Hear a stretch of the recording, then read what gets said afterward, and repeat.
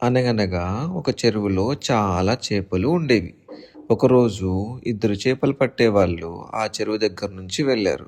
చెరువులో చాలా చేపలున్నాయని గమనించి మర్నాడు ఆ చెరువులో చేపలు పడదామని వాళ్ళు నిర్ణయించుకున్నారు. వాళ్ళ మాటలు విన్న ఒక పెద్ద చేప ఈ విషయము ఇంకో 2 చేపలకు చెబుతూ మనం వెంటనే మన బంధువులను తీసుకొని ఈ చెరువు వదిలి వెళ్ళిపోవాలి. లేకపోతే రేపు మనం మన ప్రాణాలతో ఉండమని వివరించింది. ఈ మాటలు విన్న ఆ 2 చేపలు ఆలోచనలో పడ్డాయి. రెండో చేప వాళ్ళు రేపొస్తే చూద్దాం అనుకుంది. మూడో చేప ఈ ముసలి చేపకు చాదస్తం ఎక్కువ.